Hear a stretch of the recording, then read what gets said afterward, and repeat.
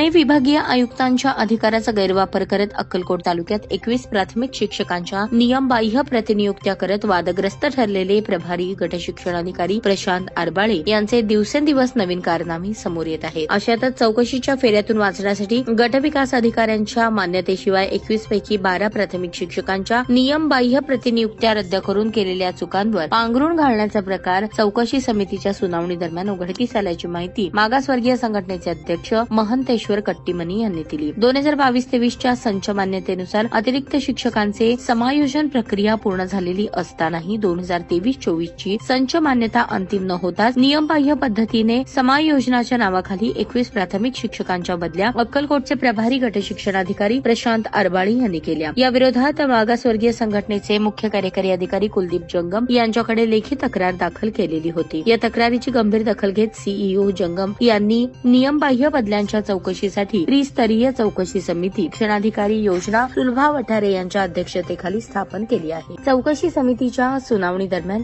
12 प्राथमिक शिक्षकांच्या प्रतिनियुक्त्या गटविकास अधिकारी यांच्या मान्यतेशिवाय रद्द केल्याचा मुद्दा उपस्थित करून हा गंभीर प्रकार असल्याचे चौकशी समितीच्या निदर्शनास आणून दिले होते. केलेल्या चुका झाकण्यासाठी सातत्याने वादग्रस्त प्रभारी गट शिक्षणाधिकारी प्रशांत आरबाळे नव्या शकला लढवत असून ग्रामपंचायत कार्यालय, शाळा व्यवस्थापन समिती यांच्याकडून लेखी घेण्यासाठी धावपळ करत असल्याची माहिती अध्यक्ष महंतेश्वर कट्टीमनी यांनी दिली. अशाच नवनवीन अपडेटसाठी जनता राज्य न्यूज चॅनलला सबस्क्राईब करा, लाईक करा आणि शेअर करायला विसरू नका.